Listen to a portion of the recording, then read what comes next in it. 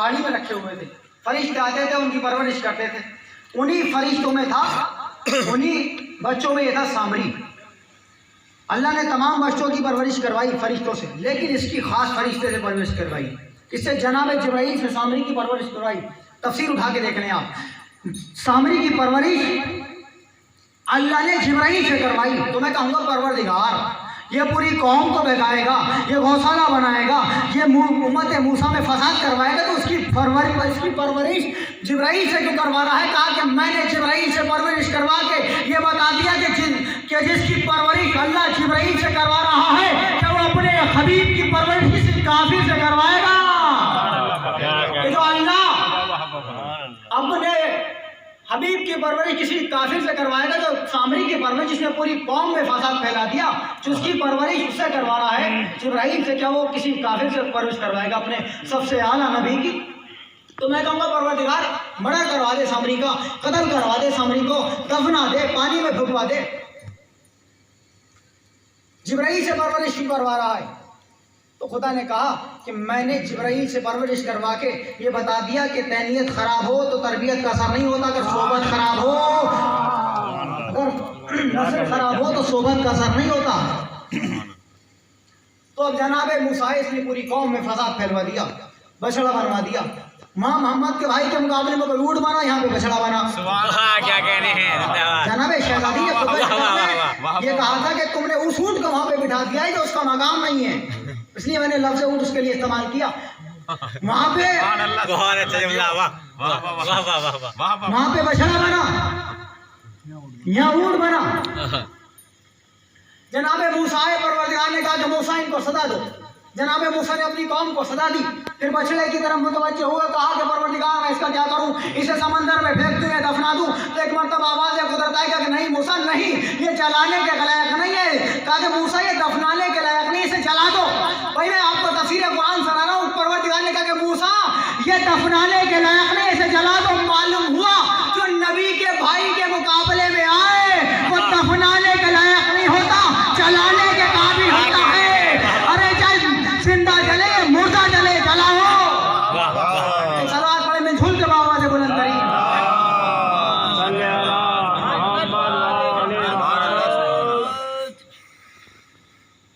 جب یہ سقیفہ میں پہنچے, اور سقیفہ میں پہنچنے کے بعد انہوں نے ایک قرآن کمیٹی بنائی. خاص توجہ سنیے گا. قرآن کمیٹی بنائی, مولا علی نے قرآن لکھا تو انہوں نے مولا علی کا قرآن نہیں لیا. کہا کہ ہم یا علی آپ سے قرآن نہیں لیں گے. تو مولا علی کوئی بات نہیں, مت لو قرآن, تمہیں آنا ہی میرے در پہ ہے. جب قیصر روم مسئلہ پوچھے گا تو تم میرے در پہ آنا پڑے گا. ہلاکت میں پھنسو گے تو آؤ گے, مصیبت میں پھنسو گے تو آؤ گے, آنا میرے ہی در پہ ہے. ایک مرتبہ قیصر روم نے خط بھیج دیا, اپنے قاصد کو بھیجا, اور قاصد کو بھیجا اور کہا ان سے کہو اس آیت کا ترجمہ بتا دیں, اس آیت کے معنی بتا دیں. مجھے تو یہ آیت ہی نہیں لگتی ہے, مجھے تو یہ آیت نہیں لگتی ہے. قیصر روم نے لکھا. دیکھیے وہاں بھی کافر بادشاہ, یہاں بھی کافر بادشاہ, نہ وہاں شریعت نہ یہاں شریعت, دونوں ایک سے ہو گئے. اب اس نے یہاں پیغام بھیجا, کہا کہ مجھے اس آیت کے معنی بتا دیجئے. کون سی آیت؟ آیت بھی سن لیں. بس من ارسلنا کا من قبل کا من رسولنا, اے میرے رسول ان سے سوال کرو تو تم سے پہلے نبی بھیجے گئے ہیں کہ ہم نے ان کو تاج نبوت کس بات پر عطا کیا, ہم نے ان کو کس بات پر نبوت عطا کی, ہم نے کس بات پر ان کو نبی بنایا. ایک سوال پڑھنے میں جھول کے بابا سے بلند ترین.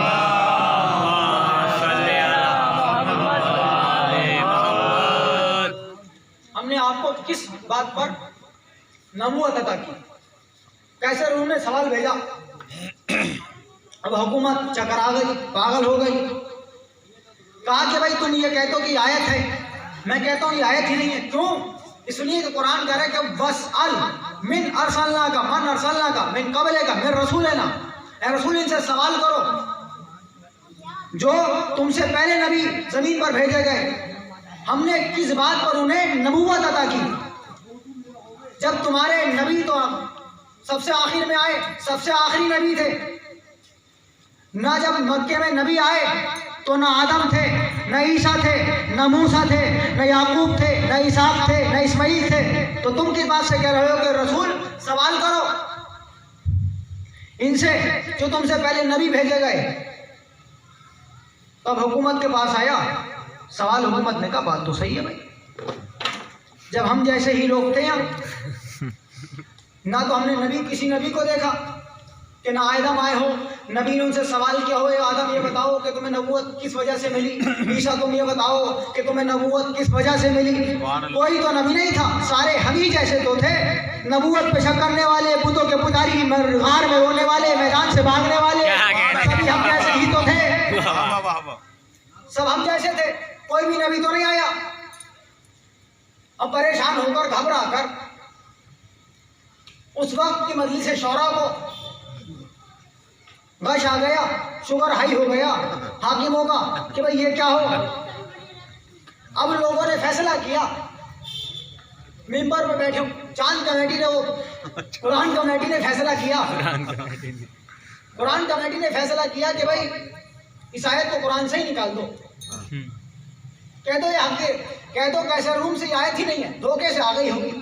ارے بھائی آیت ہے، خلیفہ کی بیٹی نہیں ہے جو میدان میں آ جائے، کیا کہنے ہیں، بھائی آیت ہے، خلیفہ کی بیٹی نہیں ہے دھوکے سے میدان میں آ جائے، بعد میں آیت آ گئی ہوگی، حاکم شام اسے لکھ دو کیسے روم کو کہ یہ آیت دھوکے سے آ گئی ہوگی۔ کیا کہنے ہیں وہاں پر جیو، اب یہ آیت پہ قلم چلانے والے تھے، آیت کو قتل کرنے والے تھے، آیت کو ذبح کرنے والے تھے، آیت قرآن سے نکالی جا رہی تھی، آیت پہ ظلم ہو رہا تھا۔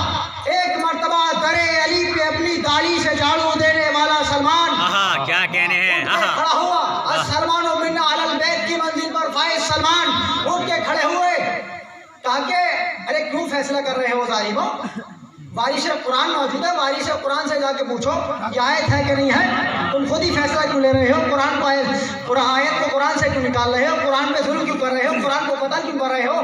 تو جو قرآن کمیٹی کے صدر تھے، چیئرمین تھے، انہوں نے کہا، جو جن کے لیے قرآن کافی تھا، تو قرآن کمیٹی کے صدر تھے جن کے لیے قرآن کافی تھا، انہوں نے کہا ہم تو علی کے پاس نہ جائیں گے، ہم تو علی کے گھر پہ نہ جائیں گے۔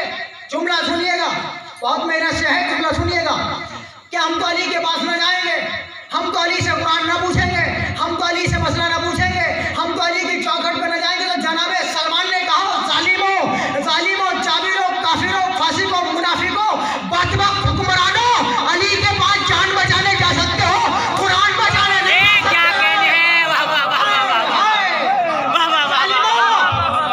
علی کے پاس جان بچانے جا سکتے ہو، قرآن بچانے نہیں جا سکتے۔ قرآن کا مسئلہ ہے، قرآن کی بات ہے، چلو علی کے پاس چلتے ہیں۔ زندہ باد زندہ باد مولانا السلام علیکم۔ کہا کہ چلو بھائی علی کے پاس چلتے، قرآن کا مسئلہ ہے، قرآن کی بات ہے، خلافت کی بات ہوتی تو کوئی بات نہیں، ہم نپٹا لیتے، مگر بھائی قرآن کا مسئلہ ہے، اس کو علی ہی نپٹائیں گے، علی حل کریں گے۔ اب علی کے دروازے پہ آئے، کہا کہ یا علی بڑی مشکل آ گئی۔ کہا کہ کیا ہوا؟ کہا کہ کیسے روم نے آیت بھیجی ہے اور کہا ہے کہ مجھے آیت ہی نہیں لگتی ہے، آیت ہے تو اس کی دلیل دو، اگر نبی آئے ہوں۔ اس نے ایک بات اور کہی، کہا کہ اگر نبی ہوتے تو نبی ان سے سوال بھی کرتے۔ کہا کہ رسول اللہ نہ تو ہم نے نبی کو دیکھا، جب نبی مکے میں آئے تو ہم بھی ان کے ساتھ تھے، جب مدینے میں رہے تو ہم بھی ان کے ساتھ تھے، کوئی بھی نبی تو نہیں آیا، یہ آیت ہی نازل نہیں ہوئی، یہ آیت ہی نازل نہیں ہوئی۔ تو علی نے کہا کہ ہاں یہ صحیح کہہ رہے ہو تم، یہ آیت نازل نہیں ہوئی۔ تو انہوں نے سوچا کہ آج تو علی بھی اپنے ساتھ ہیں، کہ آج تو علی بھی اپنے ساتھ ہیں۔ کہا کہ تم نے صحیح کہا یہ آیت نہیں ہے، یہ خوش ہوئے، کہا کہ آج تو علی بھی اپنے ساتھ ہیں۔ کہا کہ یہ آیت نہیں ہے، نہ یہ آیت مکہ میں نازل ہوئی، نہ یہ آیت مدینے میں نازل ہوئی، نہ یہ سرب میں نازل ہوئی، نہ یہ آیت ہوا میں نازل ہوئی ہے، نہ یہ چاند پہ نازل ہوئی، نہ یہ آیت ستاروں پہ نازل ہوئی، نہ یہ آیت ممبر پہ نازل ہوئی ہے، نہ یہ آیت مسجد میں نازل ہوئی، نہ یہ آیت محراب میں نازل ہوئی۔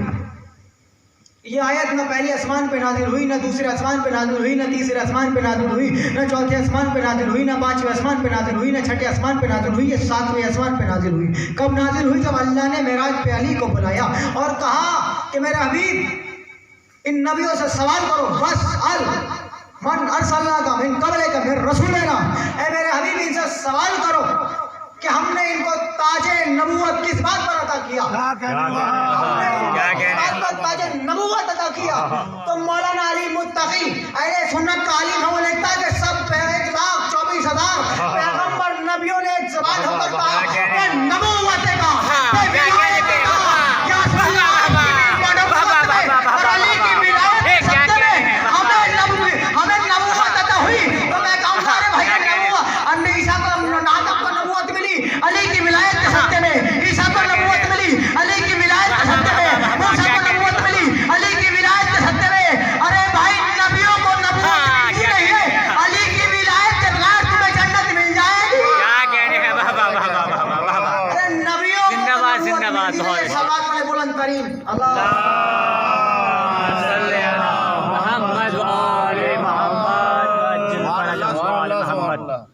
رسول اللہ آپ کی نبوت اور علی کی ولایت کے سب کے ہمیں نبوت ملی.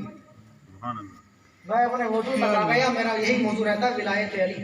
ماشاءاللہ ماشاءاللہ، میں نے یہی رہنا چاہیے. عزیز البھائی کی ایک روایت پڑھی تھی تو اس میں لوگوں نے بڑے منہ بنائے کہ صاحب یہ ان سے کہیے مولانا سے یہ روایت نہ پڑھ لیں، یہ ضعیف ہے. تو بھائی اس روایت پہ شک مت کرنا ورنہ آپ کا شجر ضعیف ہو جائے گا. کیا کہنے ہیں، اس لیے کہ میں ممبر سے کہہ رہا ہوں 50 حوالے اس روایت کے میں دے سکتا ہوں، 50 حوالے بے شک 50 حوالے اس روایت کے دے سکتا ہوں. روایت بھی سن لیں کون سی روایت ہے.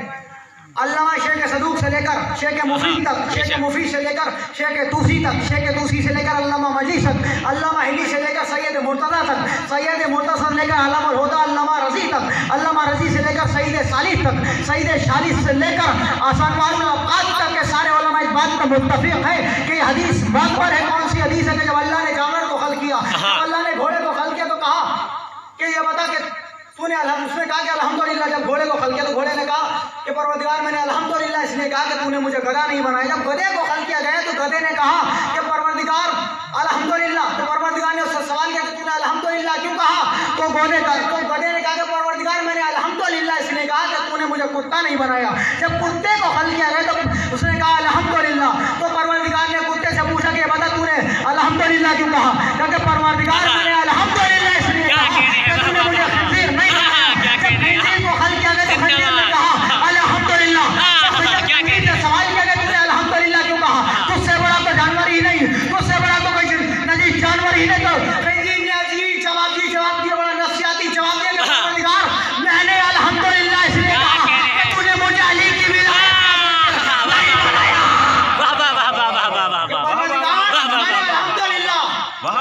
تو نے مجھے علی کی ولایت کا منکر نہیں بنایا.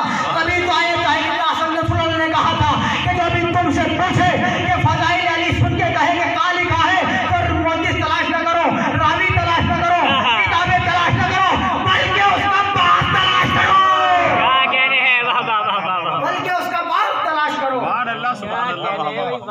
ابھی پوچھا تھا کہ صاحب اس کی کیا سند ہے کہ یہ روایت معتبری ہو، تو میں کہوں گا بھائی اس کی کیا سند ہے کہ آپ اپنے ہی باپ کے بیٹے ہیں. اس کی کیا سند ہے؟ وہ روایت با معتبر با فضیلت ہے جو اہل بیت کی شان میں ہو. بے شک سبحان اللہ. وہ روایت ضعیف ہے جس میں ذرہ برابر بھی کوتاہی اہل بیت ہو. وہ روایت ضعیف ہے. بس ایک جملہ جناب عباس کے حوالے سے سن لیں. غازی عباس کی مجلس ہے تو جناب عباس ابو الفضل لقب ہے مولا کا. ابو الفضل یہ نہیں کہ فضل کے باپ ہیں، مسائل نہیں پڑھ رہا ہوں ابھی. ابو الفضل یہ نہیں کہ فضل کے باپ ہیں، ابو الفضل کا مطلب کہ فضیلتوں کے باپ ہیں. ابو الفضل فضیلتوں کے باپ ہیں. سبحان اللہ. مولا علی کا لقب یہ ابو الفضل قبل سے ہے جب سے پیدا ہوا. یہ نہیں کہ فضل کے باپ ہیں. جس کے اندر ساری فضیلتیں ہوں اسے عباس کہتے ہیں. جس کے اندر ساری فضیلتیں ہوں اسے عباس کہتے ہیں. تبھی تو علی جیسے امام نے مولا عباس کو مانگا کہ بھائی عقیل ایک کوئی ایسا خاندان بتاؤ، کوئی ایسا قبیلہ بتاؤ جو بہادر قبیلہ ہو، میں وہاں شادی کروں. کوئی بہادر قبیلہ بتاؤ. میں وہاں پہ شادی کروں. بہادر قبیلے کی لڑکی سے شادی کرنا چاہ رہے ہیں علی.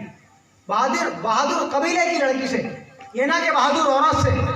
بہادر قبیلے کی عورت لڑکی سے, یہ نہ کہ بہادر عورت سے. کیا لفظ ہے دونوں میں کیا فرق ہے؟ اگر دیکھیے خود بہادر ہوگی, زمانہ مولا علی کے لفظوں کی احتیاط کو سمجھے کہ بہادر قبیلے کی چاہیے, بہادر عورت نہیں چاہیے. سبحان اللہ. اس لیے کہ خود بہادر ہوگی تو میدان میں آ جائے گی, اگر بہادر قبیلے کی ہوگی تو اولاد بہادر پالے گی. سبحان اللہ. واہ واہ واہ. اب مولا علی نے کہا کہ بھائی عقیل مجھے ایک ایسا خاندان بتاؤ, ایسا قبیلہ بتاؤ جو بہادر ہو, میں وہاں سے شادی کرنا چاہتا ہوں. تو جناب عقیل نے کہا کہ بنی خلاب ہے.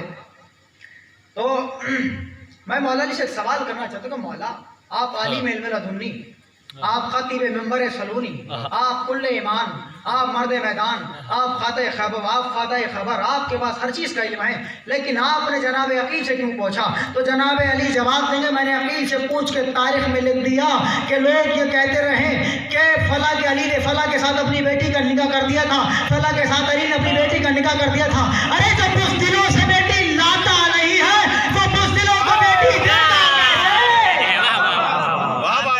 بزدلوں سے بیٹی لاتا نہیں ہو, بزدلوں کو بیٹی دے گا کیسے؟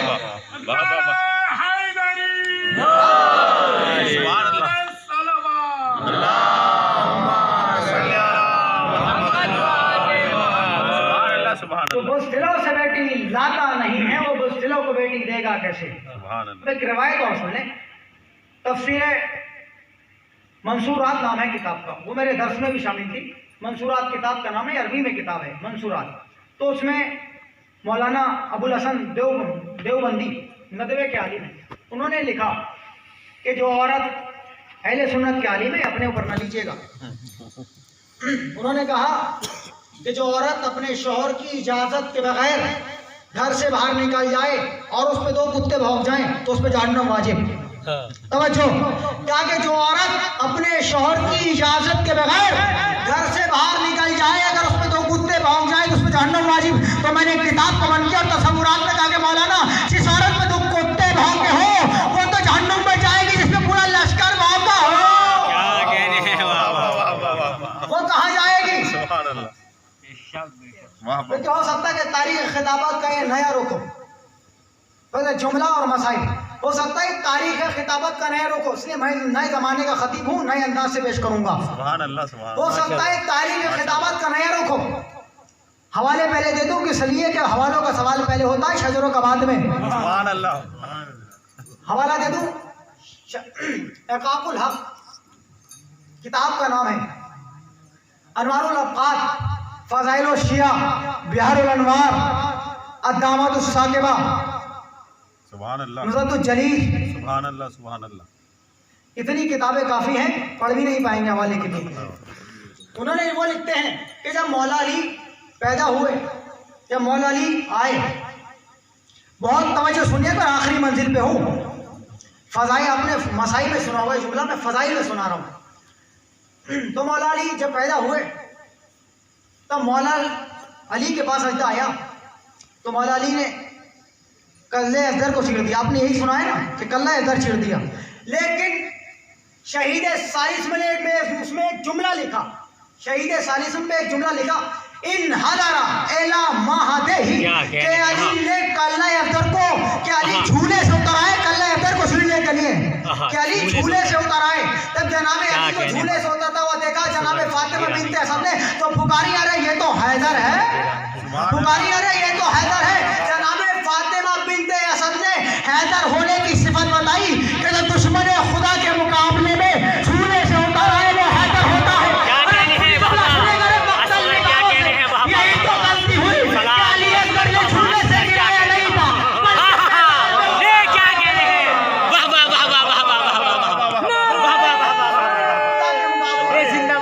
کیا کہنے بابا بابا بابا یہ کیا کہنے دشمن خدا کے مقابلے میں چولہے سے اتر آئے وہ حیدر ہوتا ہے. سبحان اللہ. سبحان اللہ. کیا کہنے حیدر ہوتا ہے. जो अपने बादशाह को कटा दे वो भी हैदर होता है। अजीजों, एक वाक़या बतौर फरमाइश मैं पढ़ चुका हूँ अभी फिलहाल में 3-4 दिन पहले, लेकिन फिर पढ़ रहा हूँ। एक आलिम थे, उनके दिल में एक तमन्ना रहती थी कि मैं करबला जाऊँ और करबला जाके मुझे मौत हो जाए, मुझे करबला की मट्टी मैसर हो जाए, मैं करबला जाऊँ और करबला की ज़मीन में दफन हो जाऊँ, मुझे करबला में मेरी कब्र बन जाए। ये हर साल जाते थे, हर साल वापस जिंदा वापस आ जाते थे, हर साल करबला जाते थे यही हसरत लेके मुझे करबला की ज़मीन मैसर हो जाए, मुझे करबला की खाक मैसर हो जाए, लेकिन हर साल जिंदा वापस आ जाते थे। अब इन्होंने एक फैसला किया कि मैं अब के जो जाऊंगा तो वापस नहीं आऊंगा। 14-15 साल करबला में रहे, वापस ना आए। तो एक दिन इन्हें एक बुजुर्ग मिले, जनाब अब्बास के रम ने। तो इन बुजुर्ग ने इनसे पूछा, ये बताओ तुम किस काम से आए हो, तुम्हें काफ़ी अरसा यहाँ हो गया। कहा कि जनाब मेरी एक तमन्ना है कि मेरी करबला में ज़मीन बन जाए, करबला की मट्टी मुझे नसीब हो जाए, मैं यहीं दफन हो जाऊँ। तो इन्होंने कहा कि हमारा एक छोटा सा काम करोगे। तो इन आलिम दीन ने कहा कि हाँ मैं काम करूँगा। अब इन्होंने उन बुजुर्ग ने इन्हें कुछ दिनार दिए, दिनार दिए। तब इन्होंने सोचा कि पराए देश में मेरे पास ज़्यादा राह भी ख़त्म हो गया था, काम भी कोई मुश्किल नहीं है, काम भी मिल गए और पैसे भी मिल गए। उन बुजुर्गों ने कहा कि रोज़े के पीछे जो कब्रिस्तान है तो वहाँ पे जाना और पूरी रात जो मंजर, जो वाक़िया, जो पेश आए, जो बातें पेश आए वो मुझे आके बताना। अब ये कब्रिस्तान में गए और जाने के बाद ये बैठे। अब इन्होंने कब्रिस्तान में जाने के बाद देखा, बैठे रहे कि देखा कि नूर फैला, रोशनी फैली।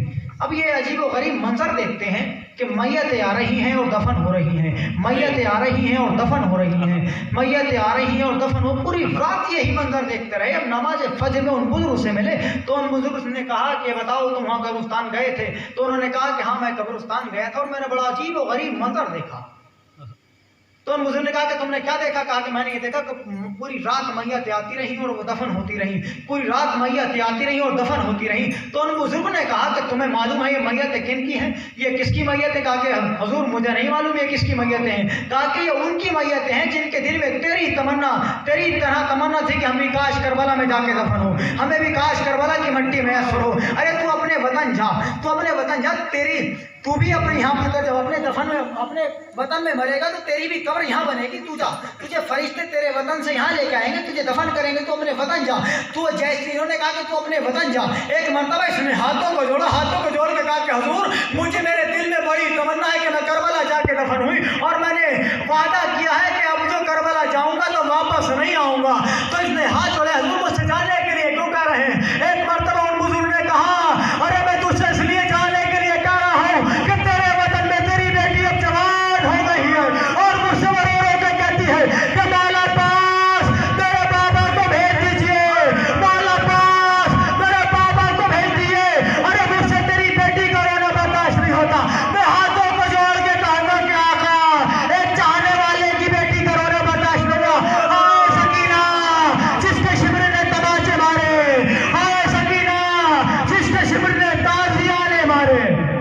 बस आखिरी आयत और मसाइल तमाम। अजीजों, जब जनाबे सकीना को तमाचे लग रहे थे, जब शिमर मलाउन बालियाँ खींच रहा था जनाबे सकीना के कानों से, तो एक मरतबा खैमे से निकलता हुआ एक बच्चा दरिया की तरफ को दौड़ा। हमीद इब्न मुस्लिम रावी है, वो कहता है कि मैंने देखा कि बच्चा दौड़ते दौड़ते रुक गया, लेकिन उसने फराज की तरफ रुक करके कहा और कहा कि अब्बास अब तराई छोड़ दो, सकीना के तमाचे लग रहे हैं, ज़ैनब गिरिदा छिल रही है। कहा कि अब्बास अब तराई छोड़ दो। अजीजों, बस मैं मसाइल तमाम कर देता, लेकिन अलम मुबारक बरामद होगा तो बस 2 जुमले अलम के हवाले से। मौला बात चले, कहा कि जनाब अली अकबर, मेरे लाल अकबर, इस पहाड़ी पे जाओ, ये मेरी कमर का सहारा है। अब्बास पर ये जुमला कह रही, देखिए इमाम वक्त की हुकूमत पूरी दुनिया पे होती है, इमाम वक्त कायनात चलाता है, लेकिन अल्लाह जाने क्या मर्तबा है जनाब अब्बास का कि इमाम इनके जाने से इमाम वक्त की कमर टूट गई। अल्लाह जाने क्या मर्तबा है जनाब अब्बास का कि इनके जाने से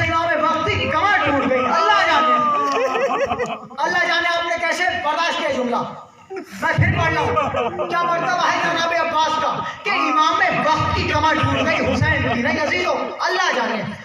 اب جناب عباس سلام اور مشکلیں کو لے کے چلے. جناب علی اکبر پہاڑی پر پہنچے.